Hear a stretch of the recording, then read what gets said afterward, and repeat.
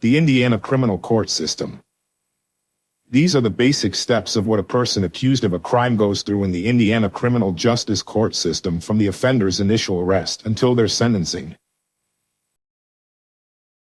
This video is a brief overview and not legal advice. We recommend that any questions you have regarding your criminal court case or the case of someone you are seeking information for should be directed to your court-appointed lawyer or a lawyer whose services that you are paying for. Now, let's go through each step in the process. The crime. In order for someone to first enter the Indiana criminal court system, they must first be accused of a crime. The individual doesn't necessarily have to have committed a crime. The arresting law enforcement agency just must have a reasonable suspicion that the person arrested was the offender. The arrest. An arrest is the act of apprehending and taking a person into custody, meaning to capture and detain them in an Indiana city or county jail until further information about the crime can be gathered and decisions about the next steps in the legal process can be made. The arrest can also be due to a warrant being issued. Booking. The arrested is taken to a police station and booked. Booking includes having your photo and fingerprints taken, as well as being asked a lot of questions about what happened that lead to the arrest, your personal history, and state of mind. An investigation is started immediately into your criminal history, evidence, or witnesses. Most Indiana licensed attorneys will recommend at this point that you remain silent and do not offer any information because you can count on anything you do say will be used against you. When allowed to make your one call, it is best to call a reliable family member or an attorney because they will know where and how to communicate with you and can communicate on your behalf. Bond companies and attorneys do not always take collect calls, which is the only way the arrested can call. It is not advisable to call a friend, dating partner, or anyone involved in the crime. Detained. The moment the decision has been made to detain you in the jail, your rights become much more limited. If you have not already made your one call, you can make it in detention. Use this time to understand the charges against you and your next steps, whether it includes bail or a court appearance. Though difficult, it is the time to stay patient. The next steps vary, depending on the type of crime, the severity of the crime, and location where the crime occurred. Hearings and appearances. For the arrested to have due process in Indiana, which is the right to fair treatment through the normal judicial system, hearings and appearances are held up to the time of either release or trial. Examples of important hearings include the initial appearance, also called the first appearance, arraignment, preliminary hearing, and bail hearing. The arrested will be told when and where to appear at the hearings by the arresting officer, jail, attorney, or court. The notice might be on paper without being told in person. It is up to the court to decide whether the hearings are held in person in a courtroom, by telephone, or video conferencing. Initial appearance, also called first appearance, is the first time that the arrested in Indiana will appear before a judge. The initial appearance occurs within 24 to 48 hours with exceptions if the arrested is in jail, and possibly longer if the arrested is out of jail on bail. At the initial appearance, the judge in the state of Indiana reviews the information from the police report as the arrested person's name, address, and alleged crime committed. The judge then informs the arrested of the allegations against the arrested. The judge can release the arrested if the evidence against the arrested is weak, but if sufficient evidence exists, bail is set. If bail had been previously set, the judge can reconsider setting a new bail. The judge also tells the arrested about the right to remain silent and the right to have an attorney.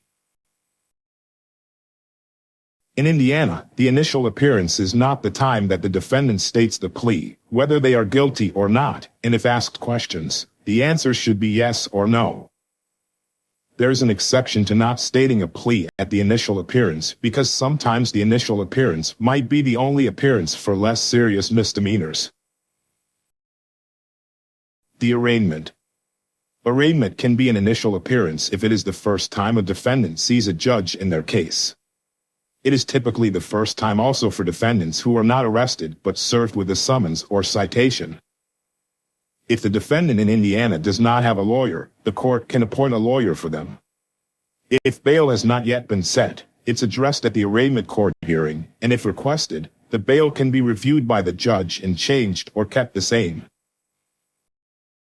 Some arraignments are similar to a first appearance when the bail, rights, and allegations are introduced.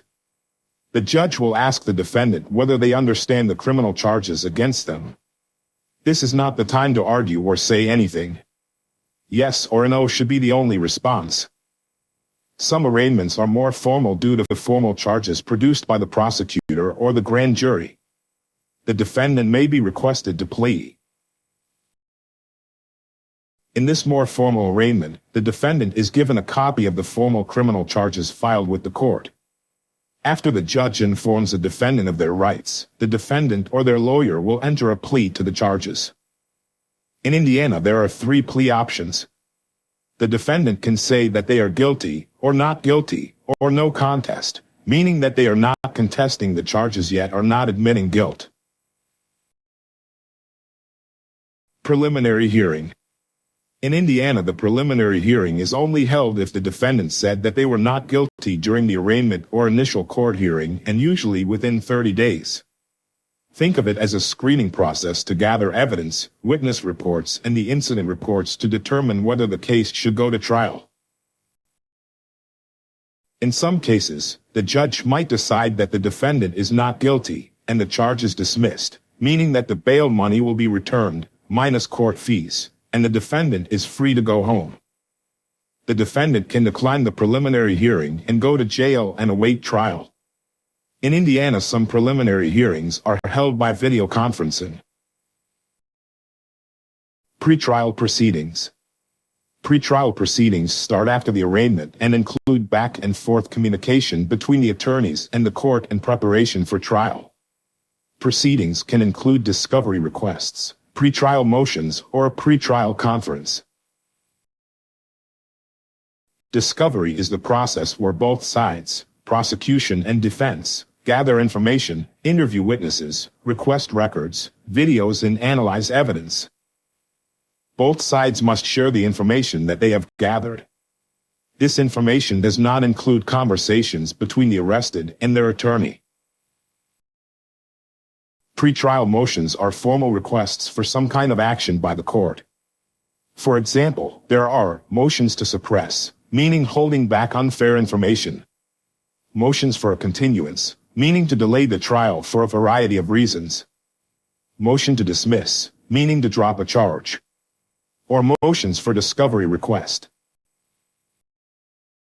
A pretrial conference is a meeting between the attorneys on both sides and the judge assigned to the case.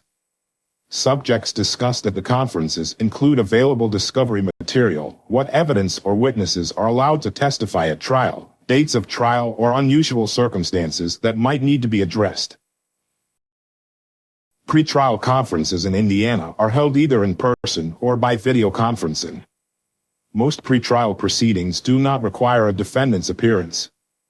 This is the time that a settlement called plea bargain is discussed between the parties. Plea deal.